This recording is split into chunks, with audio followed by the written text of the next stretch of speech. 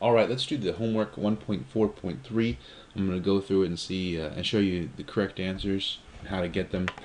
I also added the rules down here. It's going to be a little bit more difficult because I'm going to do all of my work on this, so you're going to have to sort of switch back and forth, but let's see if we can do it. Number one, P if and only if R, not P entails R. Let's just see if this makes sense first. You say over here, P if and only if R, that means like if you have P, then you have to have R, and if you have R, then you have to have P. Here we say we don't have P. It doesn't make any sense then to say that you do have R, right? This says if you have one, you gotta have the other. You can't have one without having the other. Here we say we don't have one, so we're assuming that this one should be not R. So this one I'm going to say is probably invalid. And let's look at it. I'll write them out first, my initial list. And it looks like something like this. P, if and only if R, not P. And now, remember, we're going to negate the conclusion, right? The conclusion was R. And we want to see, can we have these things and ever not have the conclusion, right? And if we can have these things and not have the conclusion, then this argument is invalid. It doesn't prove that you have to have the conclusion. That's what an argument does, right? It proves based on this you have to have this. We want to see, is it ever possible not to have that? So let's see, we'll say not R.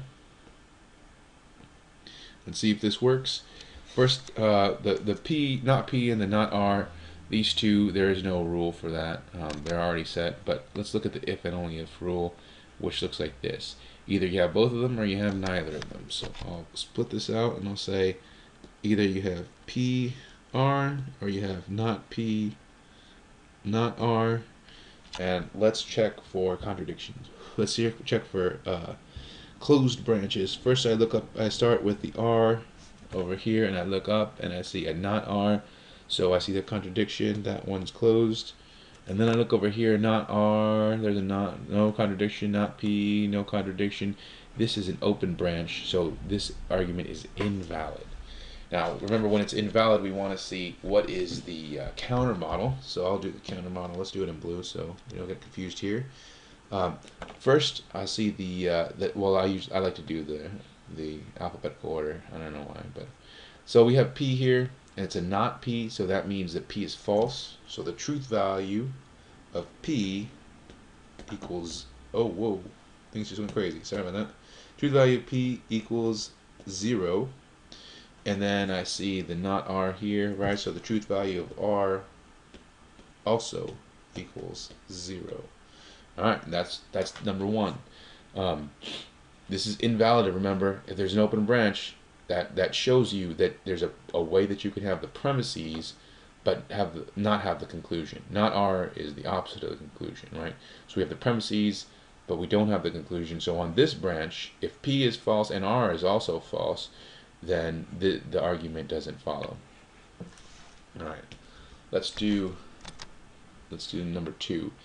If P then Q, R and not Q entails not P and R, all right?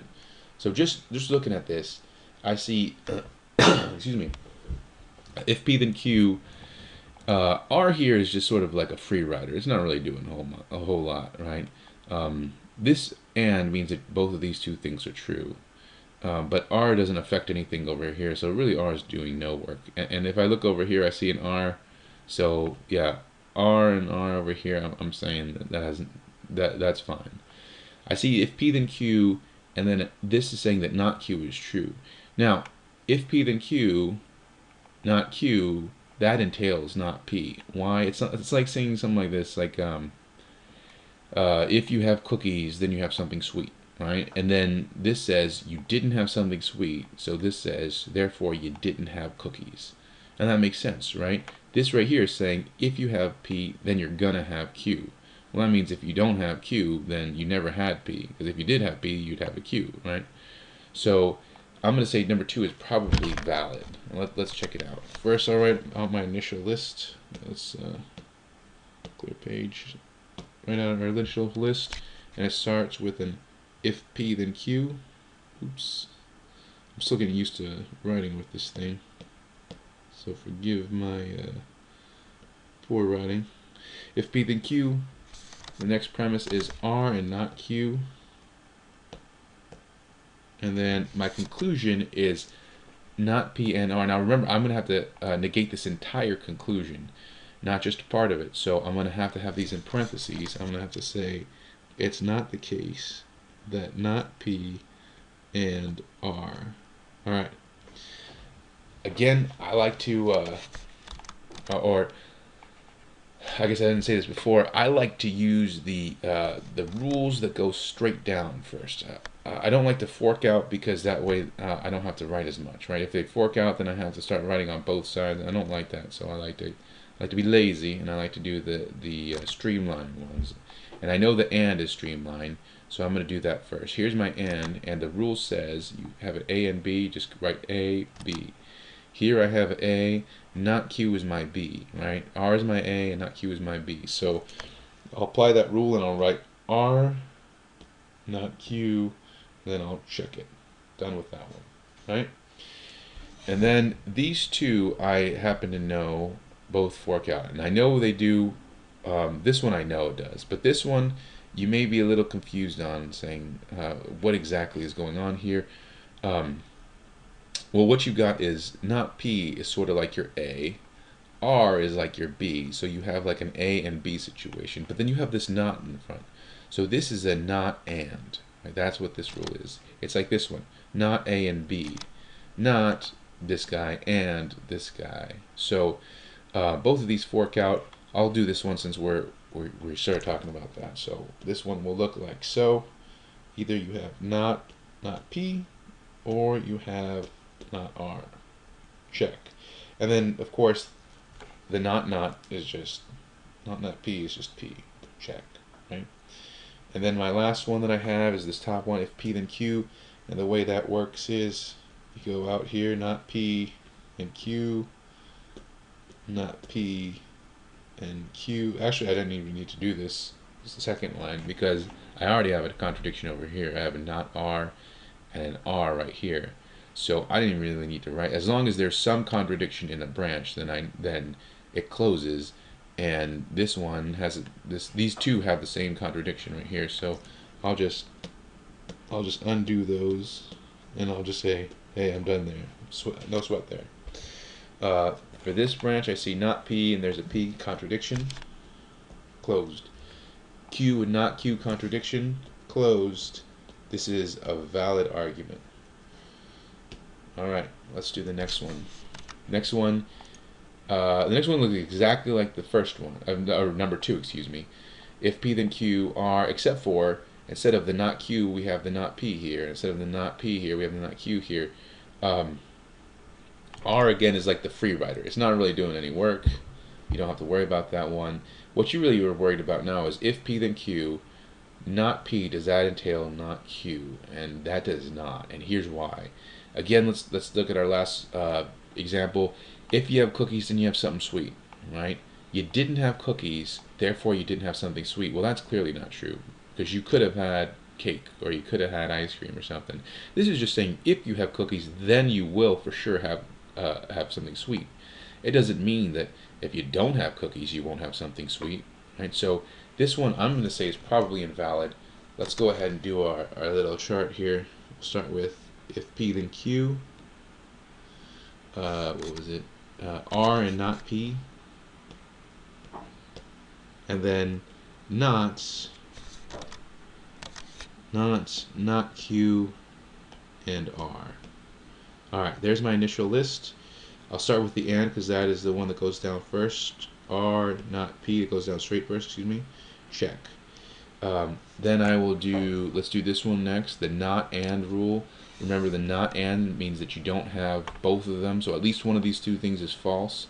So then it splits out like this, not Q, not R. Ooh, whoa, things are going crazy. Let's try that one more time. Not R, check. Alright, and then the not Q, of course, turns into a Q, check. Alright, and again, I have this branch already closing, not R, R. I haven't even done this up here, but I know that anything goes down here is going to be wrong. So, not R, R, closed. Now I have the if P then Q at the very top, so I will do not P, Q. I look up from here, not P, no contradiction, Q, no contradiction, not P, no contradiction, R, no contradiction. This is an open branch. Now, I don't even need to look over here. I have one open branch. I know that this is invalid. Here's one place where you have the premises and you don't have the conclusion, right? So here's one place where I know that you can have the premises and the conclusion false. So here, this shows that the argument is invalid. Over here I could check too though, Q, no contradiction, and of course I've already checked up here. So both of these branches are open. I'm going to choose this first branch right here to do my counter model. I'll choose this guy right here, and first I look at the not P, so that means that the truth value of P is 0. Then I look at the Q, the truth value, oh shoot, dang, I keep hitting that, sorry. Truth value of Q is 1, and then I see the I look up here and I see the R, truth value of R equals 1, and so that is your counter model. When R is true, Q is true, but P is false, then you can have the conclusions or the premises both be true and the conclusion be false. If like let's say you're not, let's say again, you if you eat cookies then you have something sweet, R can be whatever you want. Let's just say Santa Claus is jolly, right? If you have cookies then you have something sweet, it's true that Santa Claus is jolly and you didn't have cookies.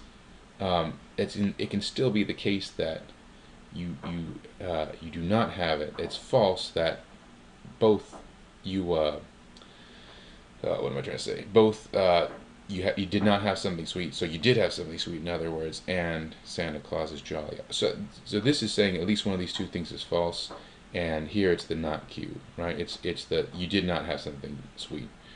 That may be a little more complicated to see. I don't know. Let's see. Why don't we take a break? I'll do 4 and 5 in the next video.